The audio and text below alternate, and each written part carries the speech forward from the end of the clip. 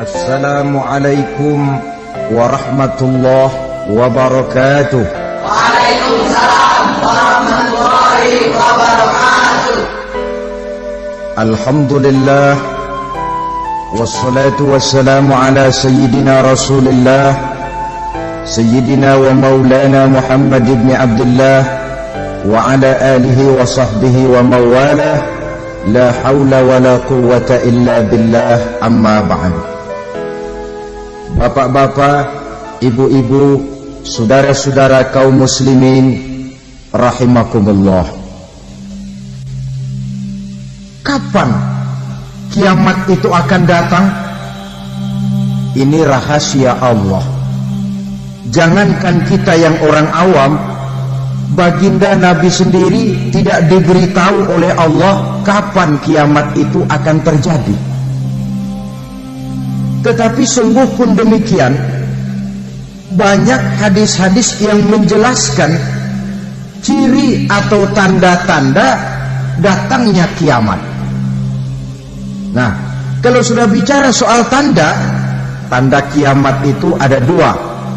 Pertama yang disebut alamatus sughra, tanda-tanda kecil.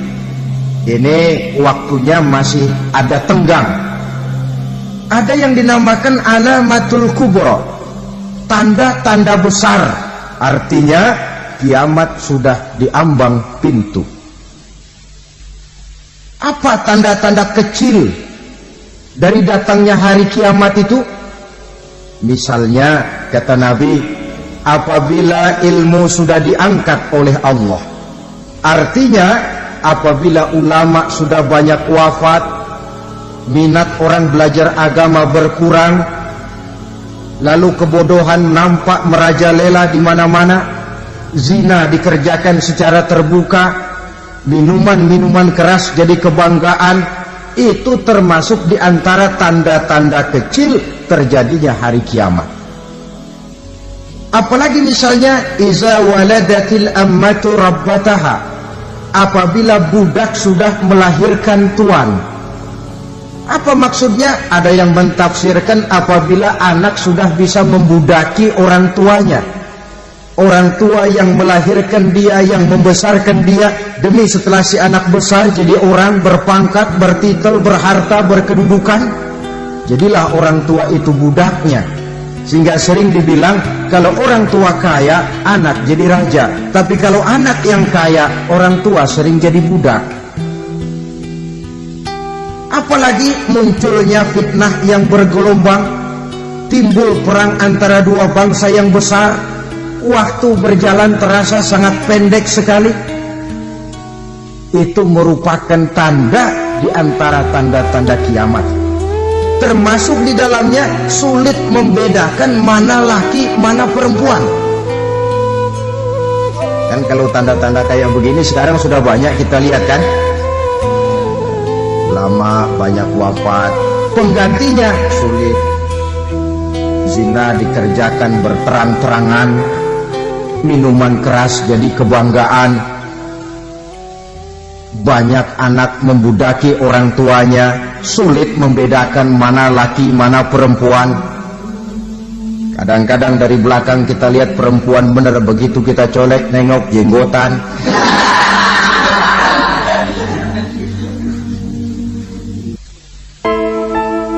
Ini termasuk tanda-tanda kecil, masih ada tenggang sampai akan terjadinya kiamat. Nah, yang dimaksud dengan tanda-tanda besar, ini tanda besar artinya kiamat sudah diambang pintu. Pertama, matahari terbit dari sebelah barat. Apabila matahari sudah terbit dari arah sebelah barat, tertutuplah sudah pintu taubat. Bersabda Nabi kita, la taqumus sa'atu hatta tatlu'a asy-syamsu min maghribiha. Tidak akan datang hari kiamat sampai matahari terbit dari arah sebelah barat. Fa iza tala'at, manakala matahari telah terbit dari arah sebelah barat, wa ra'ahan nasu, manusia banyak menyaksikan itu, amanu ajma'un, mereka pun lalu beriman. yang tadinya kafir, yang tadinya ingkar, yang tadinya membangkang, setelah melihat matahari terbit dari sebelah barat, buru-buru beriman, berlomba-lomba mengucap 2 kalimat syahadat. Tapi apa yang terjadi? Kata Nabi, wadzalika hina la yanfa'u nafsan imanuha lam takun amanat min qabl.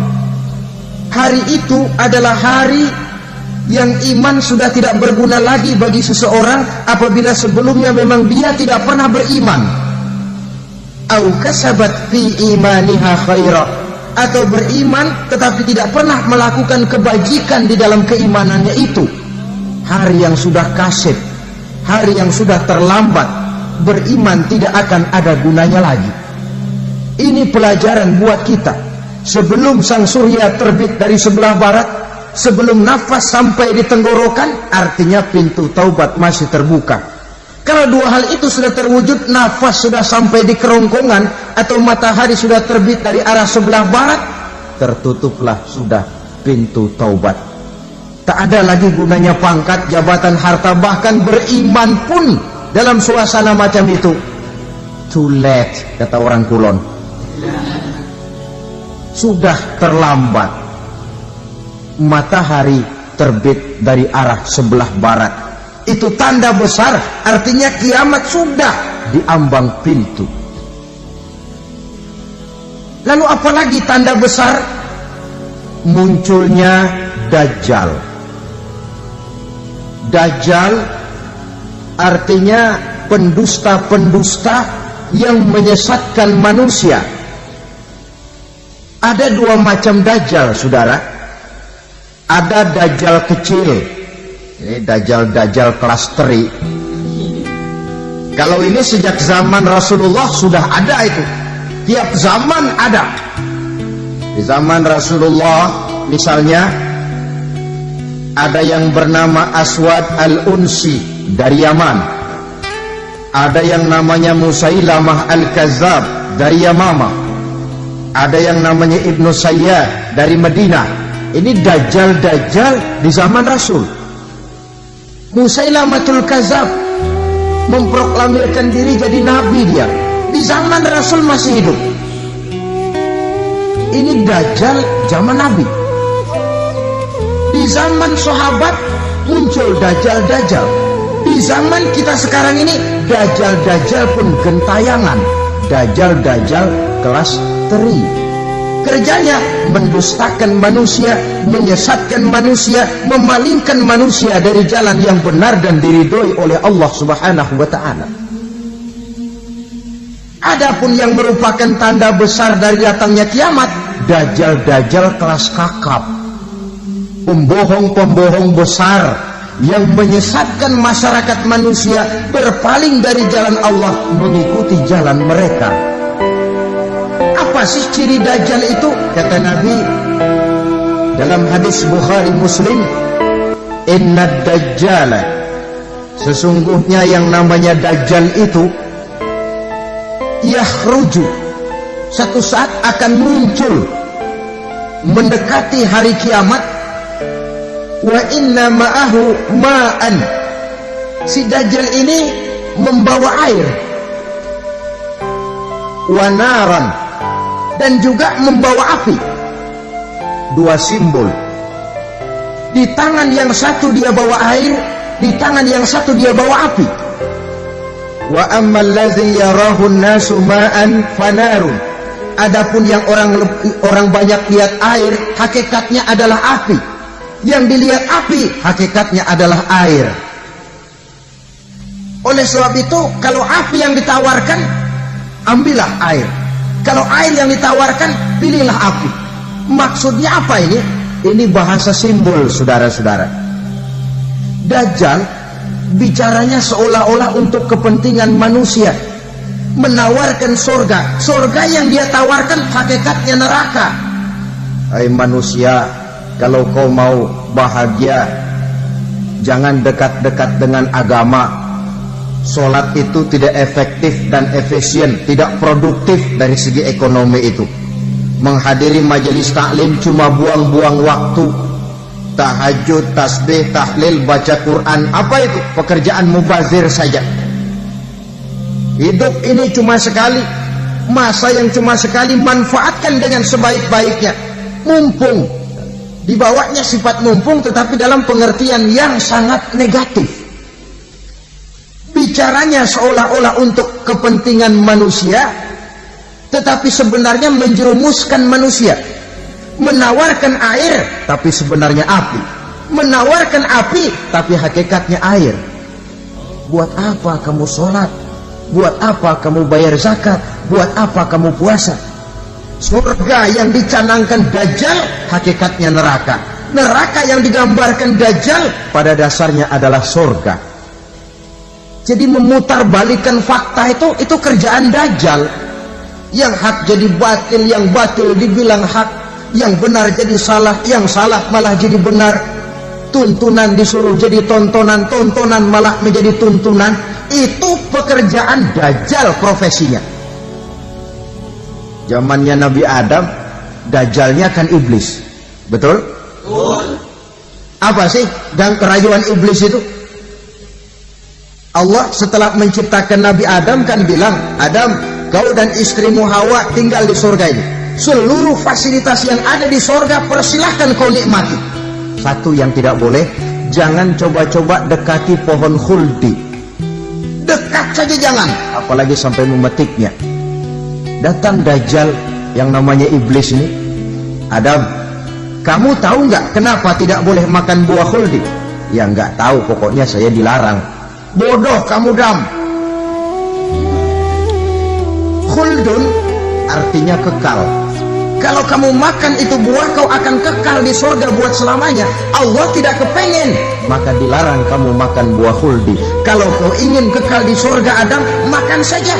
Saya bicara begini ini untuk kepentingan kamu, Adam. Ini kan ciri-ciri Dajjal.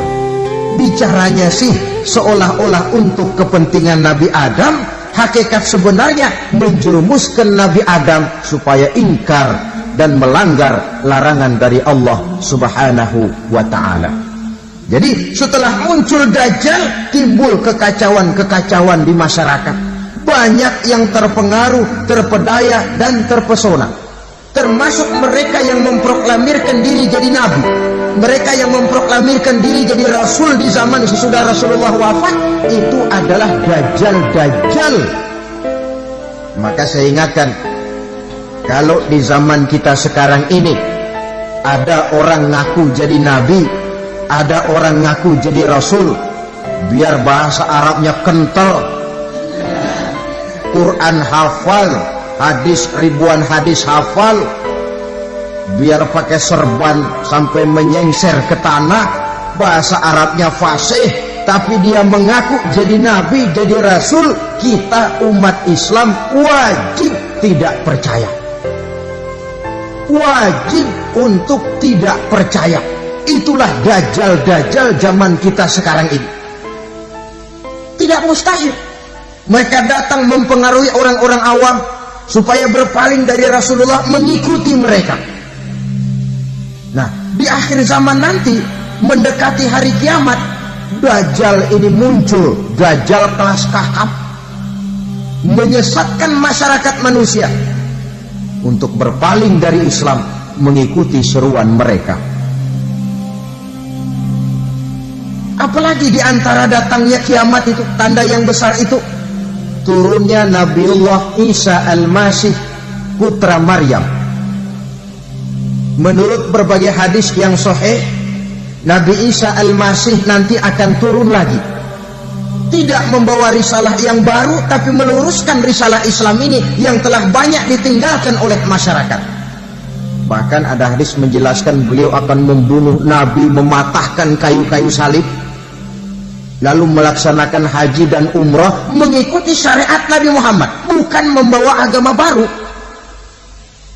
Menjadi semacam mujaddid, reformer, menyelamatkan manusia dari bisikan Dajjal. Bahkan ada riwayat yang menjelaskan bahwa Nabi Isa berhasil mengalahkan Dajjal, mengembalikan masyarakat manusia kembali kepada ajaran Islam yang datang dari Allah, dibawa oleh Rasulullah Sallallahu Alaihi Wasallam.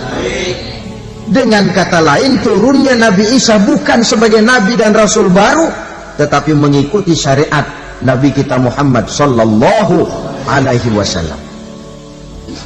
Saudara hadirin, ibu-ibu hadirat yang saya hormati, kemudian apalagi di antara tanda-tanda besar akan datangnya kiamat itu? Keluarnya asap atau awan.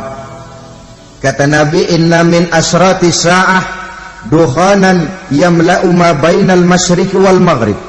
Di antara tanda-tanda kiamat munculnya awan atau asap yang memenuhi antara langit dan bumi.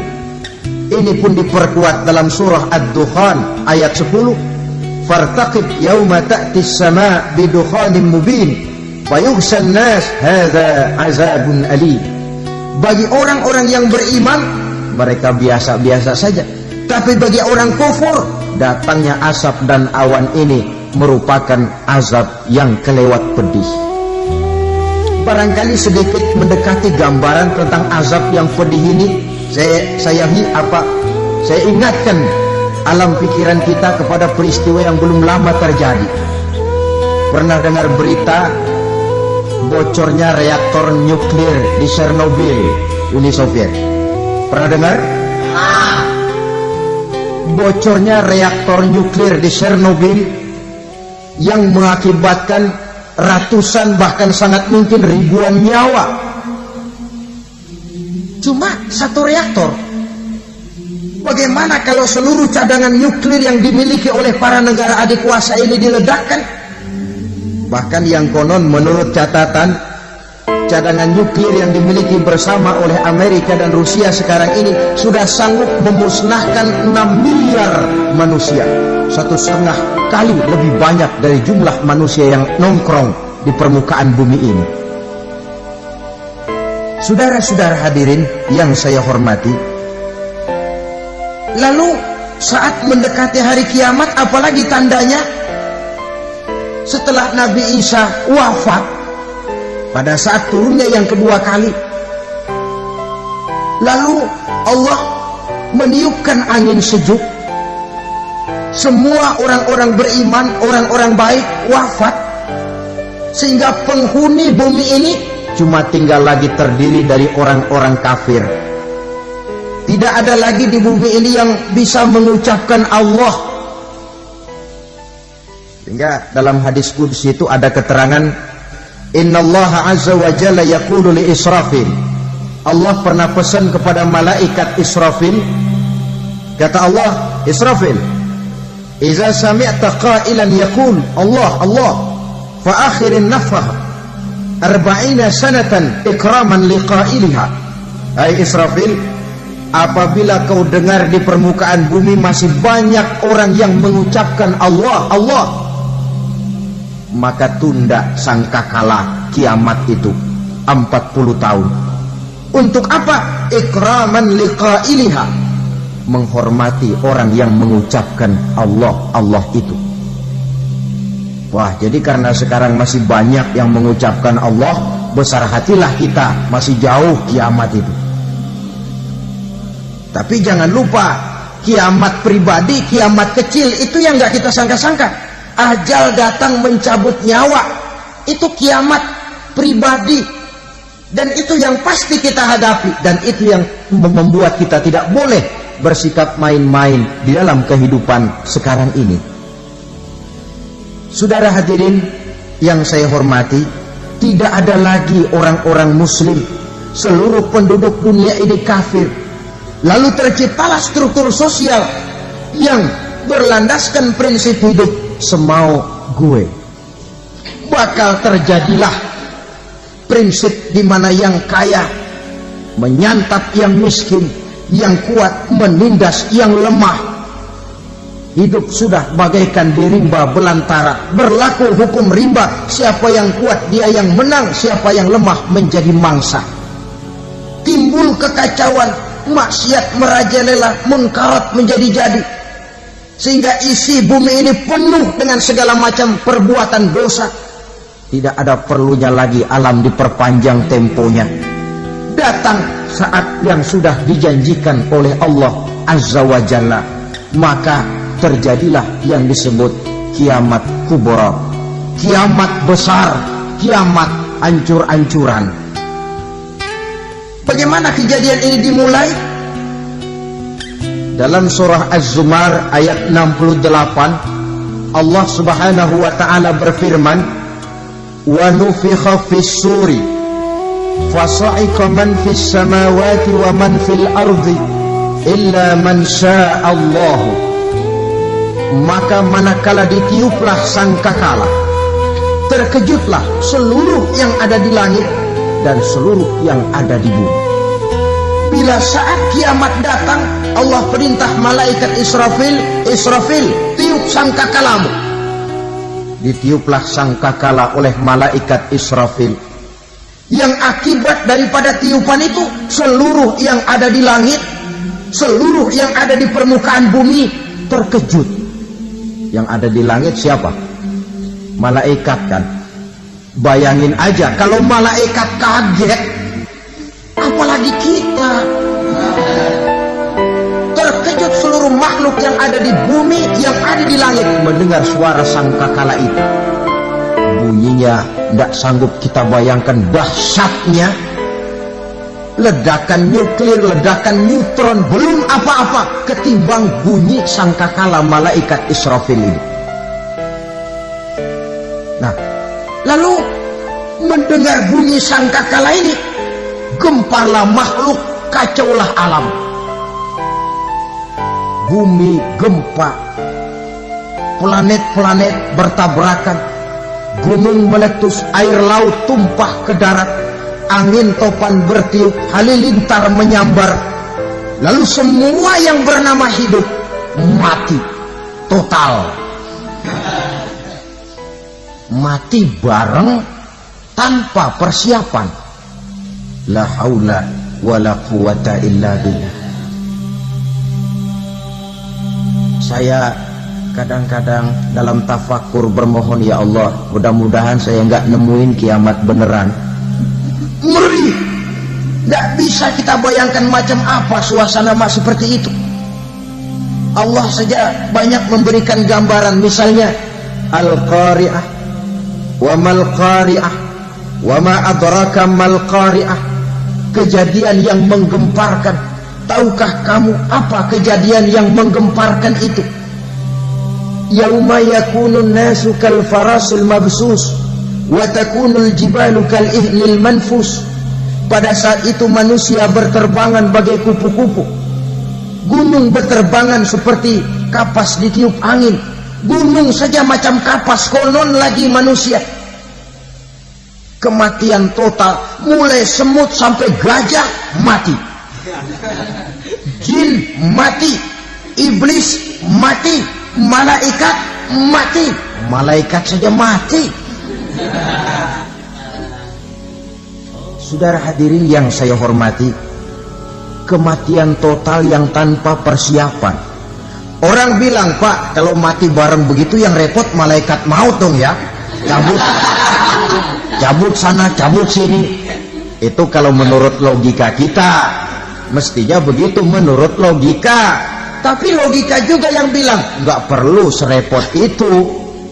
Sebab untuk mematikan listrik di wilayah DKI, di wilayah Jakarta, nggak perlu tiap rumah didatengin matiin, ya lama. Cukup dari kantor pusatnya saja fair entok, tekan satu tombol, gelaplah seluruh Jakarta. Saudara hadirin yang saya hormati, kematian total. Lalu setelah kematian total, planet-planet juga mati, dalam arti tidak bergerak dan beredar. Angin mati, dalam arti tidak bertiup. Air mati, dalam arti tidak ada riak gelombang. Pokoknya semua mati. Kullu nafsin za'iqatul maut, semua yang bernafas mati.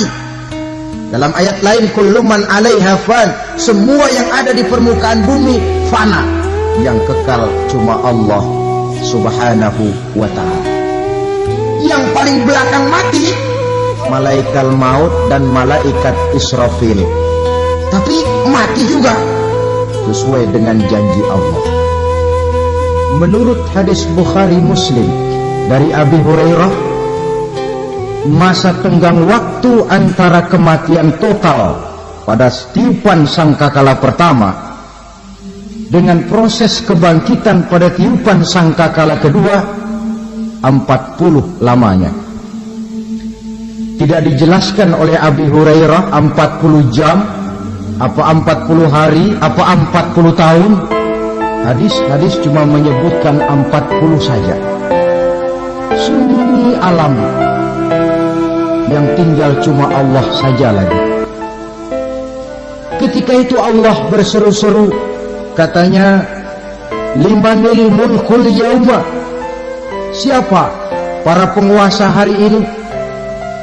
Mana itu raja-raja dan penguasa yang dulu mengaku jadi Tuhan? Fir'aun. Mana Fir'aun sekarang?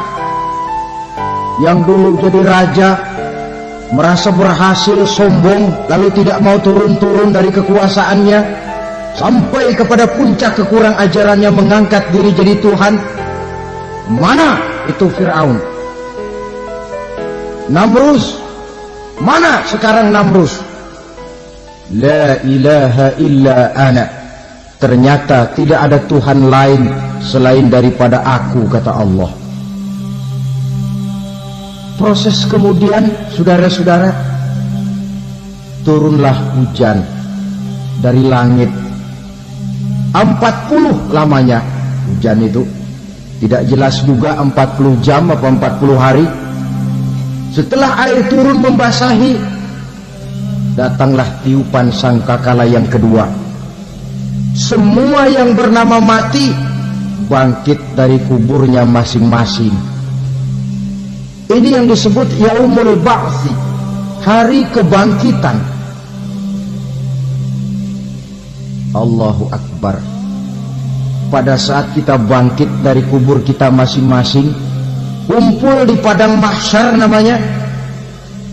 Bayangin aja, saya sendiri nggak sanggup bayangin. Manusia sejak zaman Adam sampai zaman kiamat kumpul bareng di tempat sama. Berapa banyaknya itu?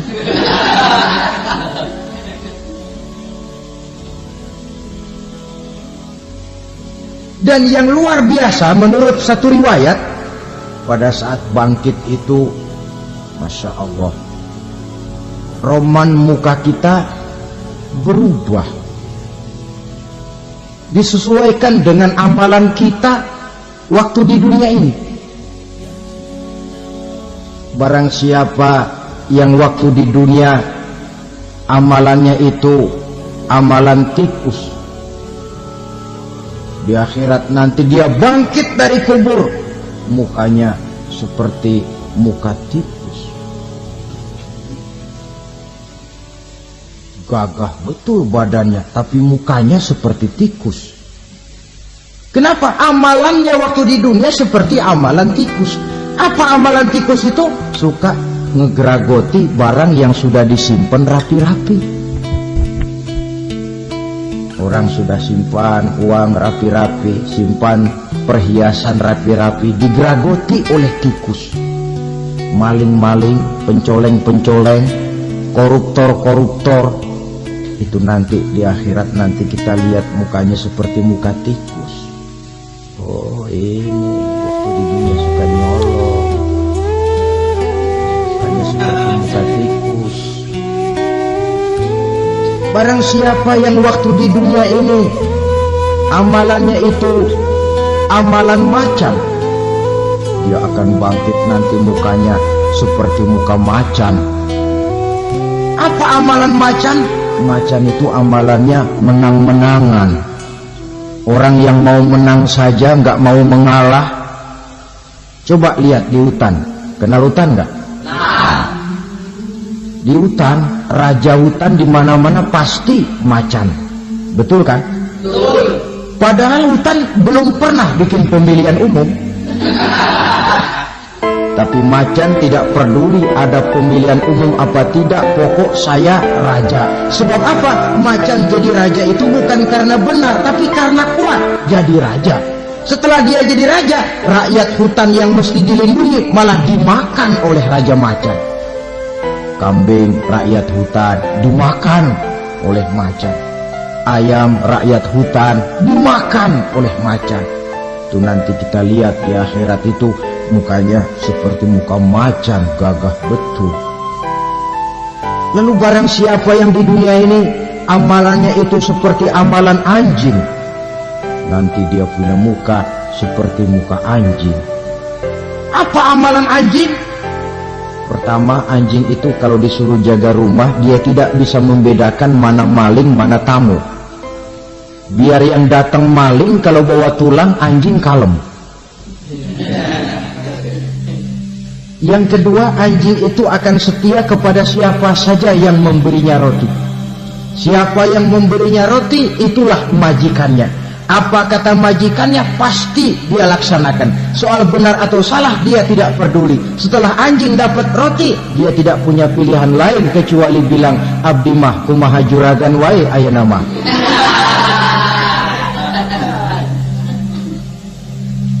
Saudara hadirin yang saya hormati, berkumpul di padang mahsyar, tiap orang sibuk dengan persoalannya masing-masing.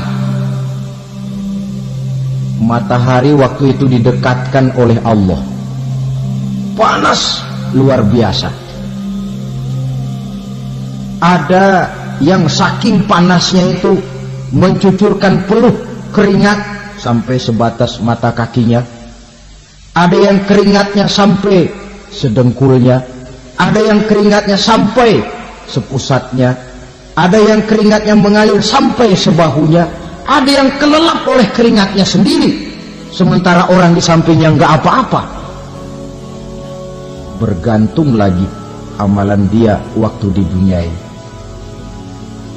Saudara-saudara, sebagian orang dalam kepanikan padang mahsyar berombong-rombong datang mereka menghadap Nabi Adam.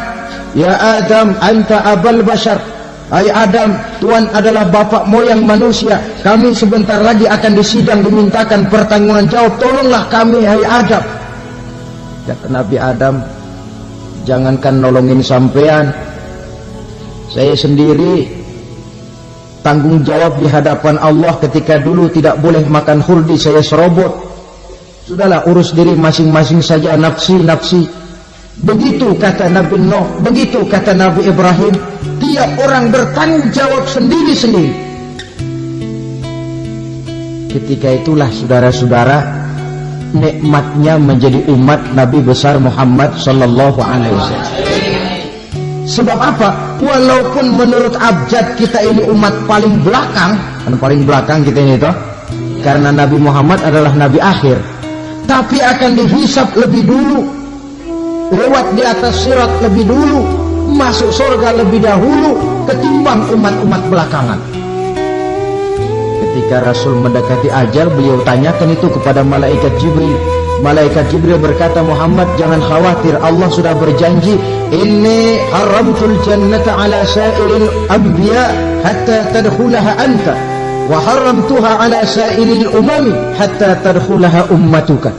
Surga aku haramkan buat seluruh nabi kecuali kalau engkau Muhammad sudah masuk ke dalamnya, dan surga aku haramkan buat seluruh umat kecuali kalau umatmu Muhammad sudah masuk ke dalamnya. Logikanya, walaupun menurut abjad kita umat paling belakang, bakal dihisab paling dulu, lewat di atas sirat paling dulu, masuk surga paling dulu, kalau mampir ke neraka juga paling, ya resiko. Jangan mau enaknya aja paling dulu. Saudara hadirin yang saya hormati, setelah masa kebangkitan itu jangan dikira begitu bangkit langsung diperiksa, masih menunggu menanti ribuan tahun perhitungan padang mahsyar untuk sampai kepada proses yang disebut yaumul hisab, hari perhitungan. Seorang demi seorang bakal dipanggil. Bayangkan saja, kita se-RT saja di absen, kadang-kadang perlu waktu lama. Ini manusia sejak zaman Nabi Adam sampai datang hari kiamat, satu demi satu disidang di hadapan Qadhi Rabbul Jalil. Status sosial copot sudah waktu itu. Yang pernah jadi hartawan di situ tidak lagi kelihatan kehartawanannya. Yang pernah jadi jenderal tidak lagi dipanggil jenderalnya. Yang ustadz tidak lagi dipanggil al-mukarramnya. Seluruh status sosial selesai. Dipanggillah kita seorang demi seorang menghadap Qadhi Rabbul Jalil. Bagaimana proses penghisaban itu? Pertama proses tanya jawab. Di antaranya ada hadis menyatakan lan tazula qadama 'abdin yaumal qiyamah hatta yus'ala an arba'i khisalin. Besok di hari kiamat tidak akan bergeser telapak kaki seorang hamba sampai dia ditanya lebih dulu tentang 4 persoalan. Tentang ilmunya. Kemana ilmu itu diamalkan? Tentang umurnya. Di mana umur itu dihabiskan? Tentang masa mudanya. Kemana masa muda itu dipakai? Tentang hartanya. Dari mana harta itu didapat dan kemana harta itu dibelanjakan. Ini termasuk proses tanya jawab. Jadi kalau istilah pengadilan dunia, nama Fulan bin Fulan. Kamu waktu di dunia diberikan umur panjang untuk apa? Pernah mengalami masa muda, kemana kau habiskan masa remajamu? Kau diamanahkan ilmu, dengan apa ilmumu kau amalkan? Kau diberikan harta, dari mana harta kau dapat, kemana kau belanjakan? Tak seorang pun yang bisa mungkir. Sebab apa? Dikala itu yang menjadi saksi bukan orang. Yang menjadi saksi adalah seluruh anggota badan kita. Tangan bicara, kaki jadi saksi terhadap seluruh amalan yang pernah kita kerjakan pada saat kehidupan di alam dunia ini. Selesai proses tanya jawab, lalu diperlihatkan buku catatan kita waktu hidup di dunia ini. Jangan lupa Allah itu menyiapkan 2 superkomputer kepada kita. Sebelah ditempelin sebelah kanan, yang sebelah tempelin di sebelah kiri. Komputer itu namanya Raqib dan Atid. 2 malaikat yang apabila baik kita lakukan, refleks saja akan menulis kebajikan kita. Jahat kita kerjakan akan tertulis. Catatan itu nanti diperlihatkan kepada kita.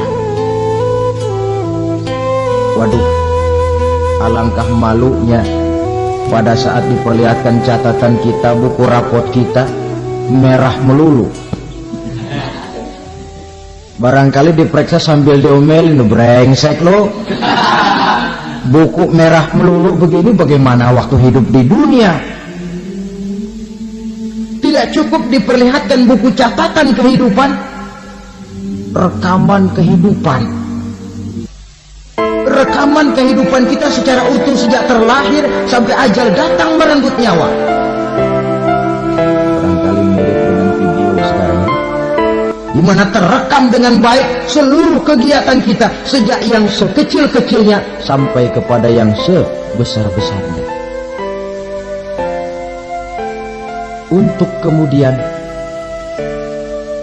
kita pun menerima balasan. In khairan fa khairun wa in syarran fa syarrun. Kalau baik ya baik balasannya, kalau jahat ya jahat juga balasannya. Catatan-catatan kita diberikan. Kalau banyak kebajikannya diberikan di tangan kanan dengan cara yang halus. Kalau banyak kejahatannya diberikan dari sebelah kiri atau dilempar dari belakang. Itulah sebabnya sejak di dunia ini kita sudah mohon kepada Allah. Ketika berwudu membasuh tangan kanan, apa kita bilang? Allahumma a'tini kitabi biyamini wa hasibni hisaban yasira. Ya Allah, berikan saya kitab di tangan kanan, dan kalau saya memang perlu dihisab, hisablah saya yang seringan-ringannya. Tangan kiri berlindung kita kepada Allah. Jangan sampai diberikan kitab di tangan kiri atau dari arah sebelah belakang. Wa'udzubika an tu'tiya kitabi bishimali aw min wara'i zuhri. Dari arah sebelah belakang. Na'udzubillah min dzalik. Setelah selesai lewat proses penghisaban, lewat mizan, timbangan, maka yang sudah selesai dihisab itu bergeraklah menuju Sirat, jembatan yang terbentang menuju surga melalui neraka.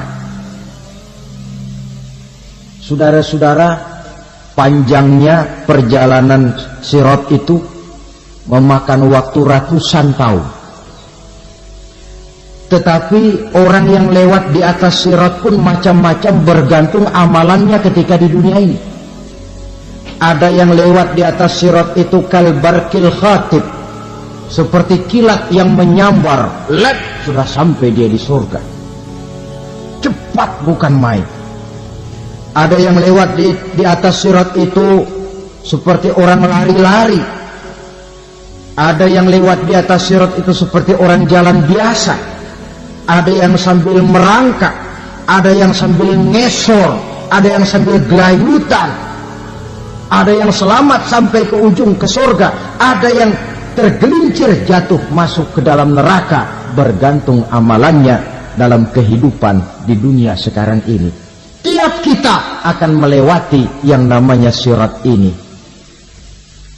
Saudara-saudara kaum muslimin yang saya hormati,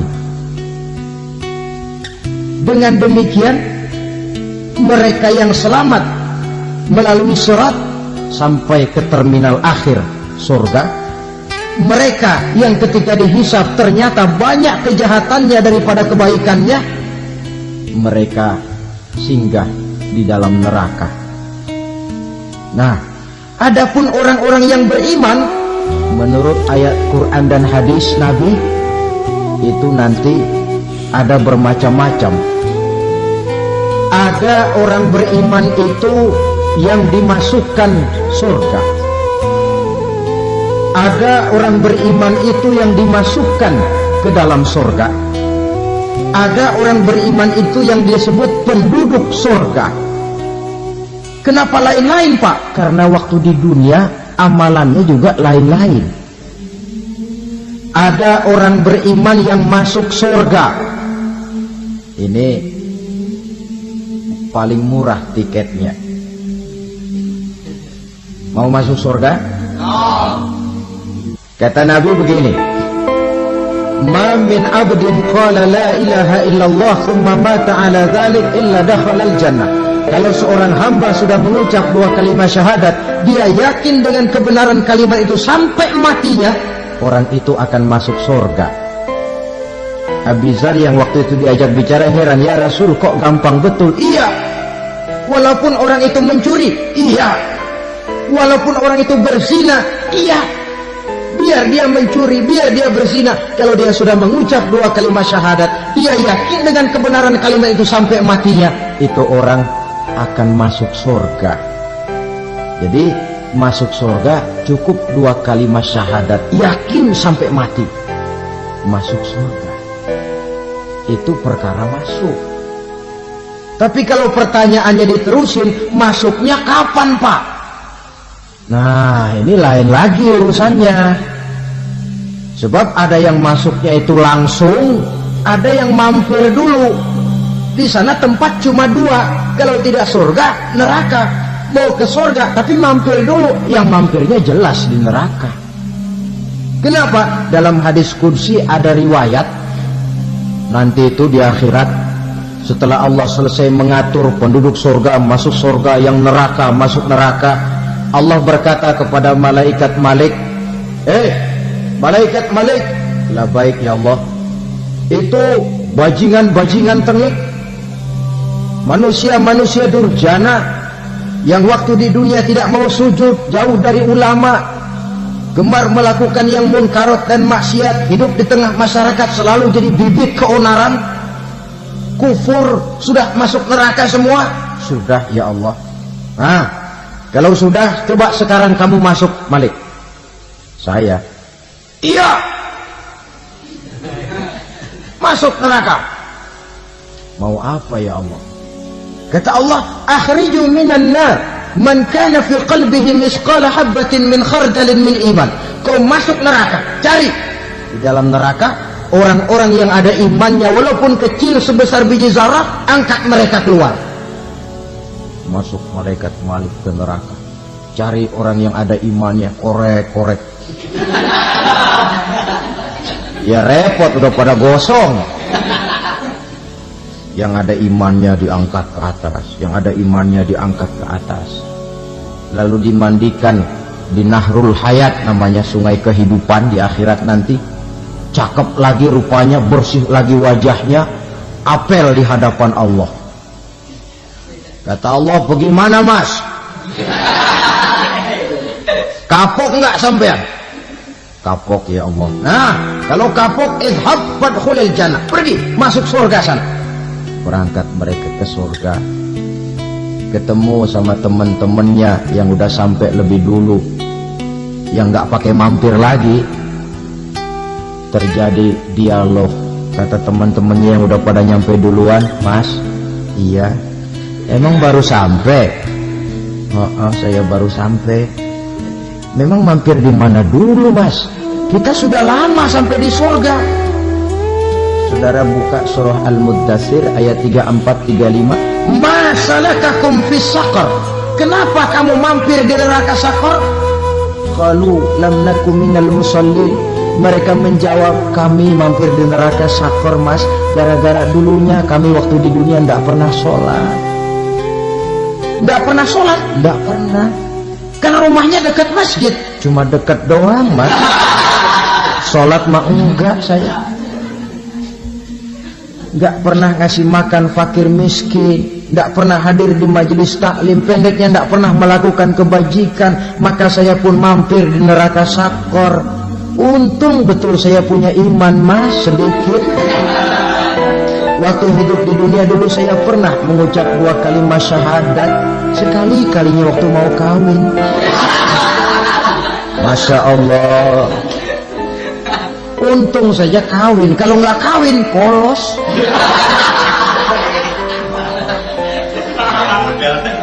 Itu juga penghulu sudah setengah mati ngajarin.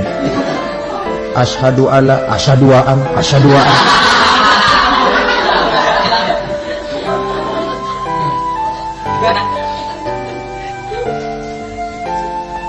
Ini namanya masuk surga, ada mampir dulu. Ada pula orang mukmin itu yang dimasukkan surga. Namanya dimasukkan kan terima beres. Saya masuk ke rumah, jalan sendiri, cari tempat sendiri. Saya dimasukkan ke dalam rumah, terima beres, pokok ada di dalam, itu dimasukkan namanya. Nggak pakai mampir. Tapi tentu tiketnya lebih mahal ketimbang yang pertama tadi. Apa kata Allah? Innal ladzina amanu wa amilus shalihat la ukaffiranna anhum sayyi'atihim wa la udkhilannahum jannah. Sesungguhnya orang-orang yang beriman kemudian beramal soleh, kami hapuskan segala dosa dan kesalahannya, kami masukkan mereka ke dalam surga. Lihat ayatnya, Allah yang memasukkan, kita yang dimasukkan. Tidak pakai transit, tidak usah mampir. Cuma tidak cukup syahadat, tidak cukup amanu, tapi diiringi dengan wa'amilus salih. Iman, amal.